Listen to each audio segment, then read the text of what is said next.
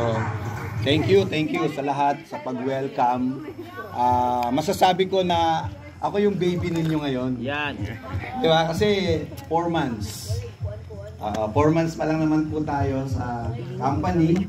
At thank you sa ating president. Grabe, ano, Heaven's Gate. Heaven sent siya sa akin. Pas talaga yung langit, sinend siya sa akin. So, totoo po yun. Kaya makakasama po ninyo ako, no, sa company. At sabi ko nga po sa kanya, legacy na to. Kasi doon sa mga hindi po nakakaalam, ako si Francis. They call me pastor, no, sa network. Pag sinabing pastor, ano, lalo na sa Uno, ako yun. So nakasama ko si Paul, nakasama ko si asan na si Jake. Ayan. Ayan, mga nakasama ko. Ako po yung ano, yung 01 ng isa sa 01 ng Uno, yung team ambassador. Ayan, so yung kulay green. Si Pres ay nakasama ko na siya 15 years ago. So yung relationship, grabe, no, yung trust, yung respect at saka yung leadership niya talagang grabe, no. Kaya nung dumating po yung time, ano, dahil naganap po ako talaga ng company after my Uno time, no, part 2 tayo doon, napunta tayo sa iba-ibang mga companies na hindi talaga, walang pang matagalan. Walang ano, puro pangako, parang lingwa. Pangako. Diba? Kaya kanina magpaparecruit na sana ako eh. Yun po, hanggang sa dumating yung point na si Press Money na ipakilala sa akin ng isa rin naming kaibigan na milyonaryo na rin. Okay? So, hindi ko nababanggitin yung company niya. Ano yun? Alam niyo yun, AIM Global. Downline niya din dati. Kasi kami mga downline kasi ni Press before. So, sabi niya, si Press Money, wala, unreachable na yun. Bilyonaryo na yun eh. Hindi na yun, ano, hindi mo na ma-reach yun, sabi ko. Talaga? So, syempre, challenge, di ba? Kasi kaibigan.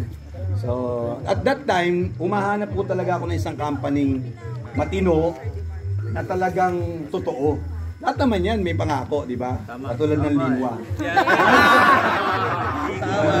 Kaya lang, yung totoo, yan. Yung puro budol dito. So, hanggang sa yun po, si Rayco, nag-pray muna kami ni Mrs. At sabi ko, ma, legacy. Kasi, without bragging, na nag-abot tayo dun sa level na kumita ng malaki. Apo. So, alam yan ni Paul. Dahil doon sa Uno talagang billion din naman ang kinita natin. Maraming downlines at kasama tayo dun sa sa management, sa marketing. So, ang ganda po. Kaya lang, lahat yun kwento na lang. Nawala lahat. May mga natira ilan yung mga investment pero wala yung katulad ni Press na liquid. At hindi na mauubos ng pamilya niya. So being a pastor for 30 years, dito ko po talaga binigay yung time. Ang MLM ang nagbigay sa akin ng matinding break. Apo. So totoo talaga ang MLM. Diba? Totoo talaga yung networking. So kaya po nung nag-usap kami ni Pes sa ano pa siya, nasa ibang bansa pa siya, sa UAE. Sabi ko, pare, pwede mo ba akong tulungan? Okay, gusto ko makabalik sa network. Yan ang sabi ko po sa kanya, no? Hindi makakalimutan yon at gusto ko mag-iwan ng legacy. Natutungan network, maganda. Kasi diba marami scam, marami talagang nadala, marami na talagang umayaw. Kahit yung mga kumita na, ano, sila pa nga yung iba nag-i-scam. Malasa yan. Diba? Pero si Press, Press Money talagang kitang-kita ko yung yung pagtaas. So sabi niya, pare, aralin mo muna. So sinendan niya ako ng mga video at pinasali niya ako sa Zoom hanggang sa pinakilala niya na ako. Sabi niya, that time pala, okay, nag-announce na siya sa mga leader na sabi niya magre-recruit siya. Yes.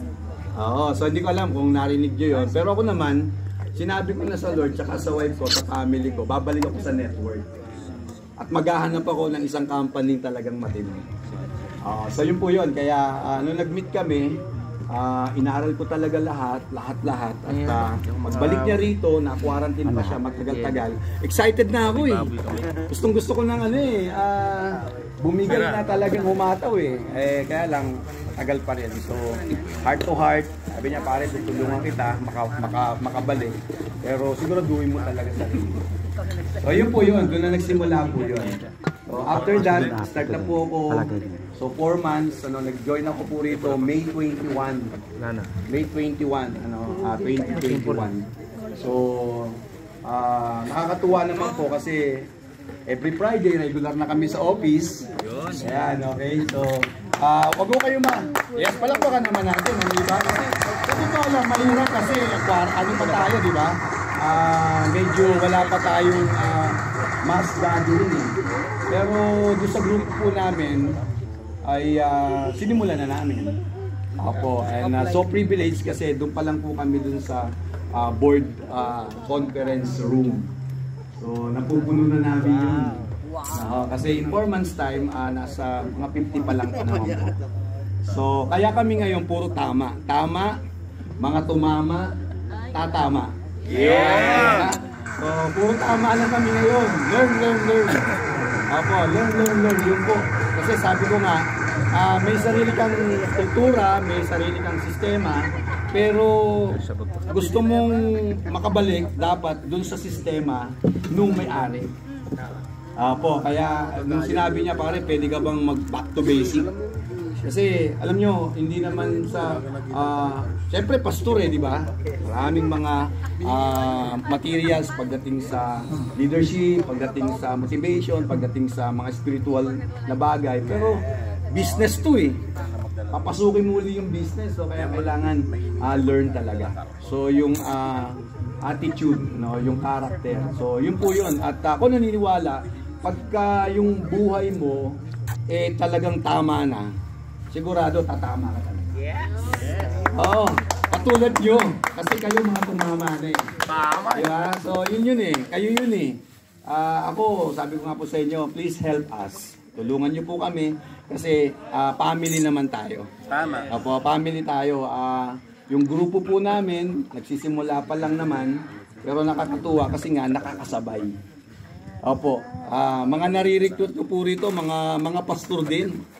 Kaya sabi ko kay Pres, hindi kaya magpastor ka na rin? Napapaligiran na siya. Napapaligiran na siya ng mga pastor. Hindi, alam niyo bakit? Kami mga pastor po, kayo, pwede niyo akong i-up sa mga pastor. Yung mga pastor, yan eh, mga palaging nadadagit. Mga biktima kami ng mga lingwa, yan, mga biktima. Madaling maniwala, madaling paniwalain ng mga pangako. Hanggang pangako na lang. Diba? So, yun po yun. At gusto namin talaga makatulong kasi kami, yun talaga yung buhay namin. Tumulong. Pero, paano ka makakatulong, diba, in terms sa financial kung wala ka nito? So, marami sa amin talaga pong kapos dito. Pero malakas doon. Malakas doon. Kaya po, I love it. Tulungan nyo kami. Very promising talaga. So, dati, looking for pioneering. Dito ko lagay. At lagi kang 01. Dito po, 10 years na. Yes. 10 years na. Nung nilatagan ko yung mga kaibigan ko, mga networker, pare, ba't ka dyan sumali? 10 years na yan. Sabi ko, mas maganda nga yung 10 years eh, matatag na eh. Tama. Di ba? Kesa naman dun sa magsisimula pa lang, katulad ng lingwa, puro pangako lang. So, yun po yun, ano, wala sumali po sa akin dito ng mga networkers. Wala sumali, ano, pero karamihan yun ng mga kasama ko, puro mga baguhan. Puro mga, alam tawag yun, ano, new blood. Opo, mga new blood. At matatanda na po ha. Huwag kayong magugulat. Puro mga matatanda makakasama nyo. Kasi dito sa grupo namin, siguro kami dalawa lang ni Vice yung ano naiidad eh. Diba? Naiidad hindi na matanda. Kasi I'm 54 years old. Di halata. 54. Parang 53 lang. So, siyempre po, di ba? Doon sa iba sa inyo, kalahati na kayo ng edad ko. So, kulang na yung akin time. Parang gano'n, di ba? Tapos, pandemya pa tayo. Kaya yung pandemic, ginawa kong endemic yun. Wow. Endemic. Diba? So, sabi ng Bible, the wealth of the wicked will be given to the righteous. So, I believe I'm righteous. Hindi ako perfect, pero righteous ako sa harap ni Lord. At sa panahon natin ngayon, di ba, we will accumulate wealth. Yun po yun, mag-accumulate tayo ng wealth. Hindi na siguro para sa atin, kasi lahat kayo tumama na eh. Lahat kayo eh. So, siguro para sa mga taong higit na nangangailangan yun. Doon sa mga taong umaasa dyan sa labas, di ba? Grabe. At dahil doon sa pandemic, di ba, tinakot talaga tayo nitong pandemic na ito. Marami na ho talagang ayaw lumabas. Kaya nung nakita ko na si Unified, dahil global at saka e-commerce siya, swak na swak. So yun po yun. Kaya asahan niyo po ako at humingi ako ng tulong sa inyo. Makabalik po tayo dun sa industriya na alam kong marami tayong matutulungan. Yan. So, salamat press sa tiwala. Salamat Vice. Salamat po sa inyo mga top earners. At looking forward na after ditong 10 years natin, di ba? Kasi parang we just starting eh. Yun lang, yung feeling ko po, hindi ko po kayo masyadong kakilala, hindi ko alam kung ano yung struggle ninyo sa network, sa Unified. Pero sa amin, wala kaming idea kung ano yung mga bigat na dinadaanan nyo, kung ano yung mga struggle na dinadaanan nyo. But for sure, may mga discouragement na yan, may mga parang gusto ng umayaw, may mga parang gusto ng lumipat, di ba? Kasi marami dyan nangangako. Katulad yung ng lingwa. So, maraming pwedeng, di ba, tumalon. Ito pinilit kanina. Di ba, maraming pwedeng tumalon sa iba. Marami po. So, pero, bakit unified? Di ba? So, yun nga ho yun na yung edge natin. Yun na yung edge natin. 10 years, di ba, in existing at going stronger. Di ba? So, best talaga tayo, naiiba po tayo. Alam nyo, yung analyzation ko lang, dahil siyempre nagsisimula pa lang po ako. Yung ibang company, may mga produktong katulad ng produkto natin. Tama? Pero yung Unified, wala sila ng produkto na meron tayo. Diba? Ahead na ahead eh. Kasi yung mga services yun po yun eh. Yun po yung nakaka-capture ko sa mga kaibigan ko na mga pastors. Kasi nga, kahit walang benta-benta, gamitin mo lang yung sistema, gamitin mo lang yung ecosystem at saka yung ating remittance, di ba? Ako, sa totoo po, kumikita na rin sa Unified. Hindi naman sobrang laki pa. Especially dun sa insurance. Di ba? Sa insurance. Kasi meron akong ginawa po na piso mo, insured ka. 365 pesos yun isang taon. Okay, di ba 80 pesos lang naman puhunan. So malaki kita. Opo, tapos dinivide ko yun sa mga churches. Okay, may kikita si pastor, kikita yung church, kikita yung nagbenta, tapos insured yung miyembro. Yes. Diba? So parang, wow, wala akong tumanggi. Wala akong tumanggi. At yung iba ho, pati na nga ho yung mga toda-toda, alam ko yung iba sa inyo gumagawa na yun. Nakakapasok na rin tayo doon sa mga organization because of the insurance na meron tayo. Kasi ang mura-mura ng insurance natin. Legit na legit. Yeah.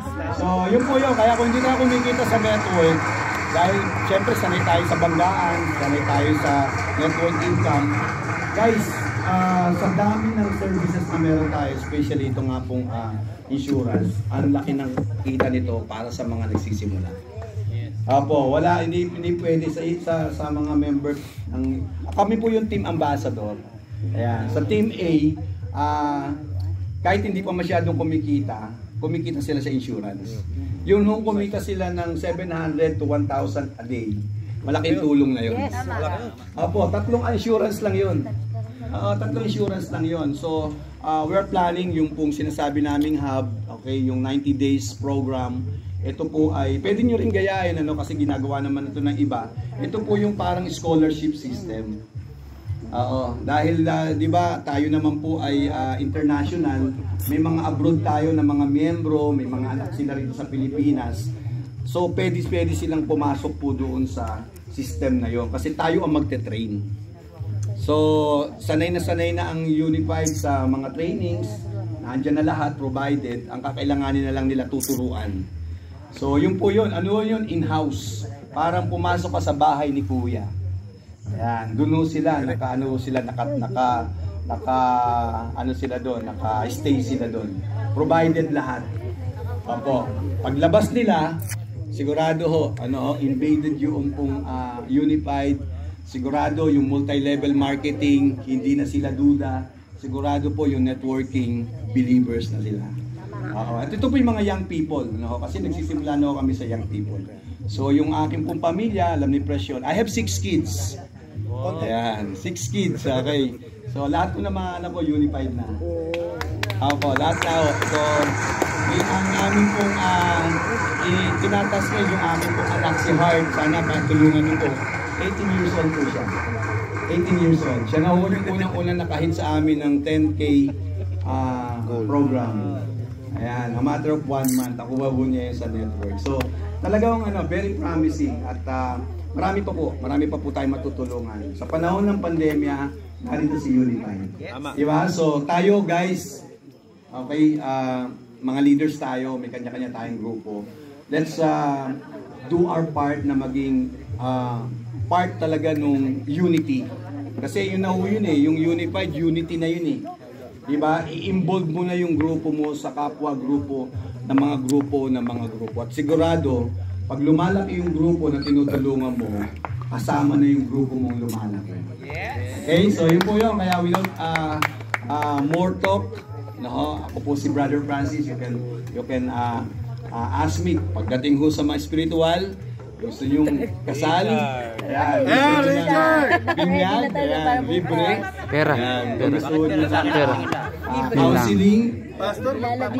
Andito po tayo. Opo. So, yun po yun. Kaya, guys, thank you. Good to see you. At see you at the top.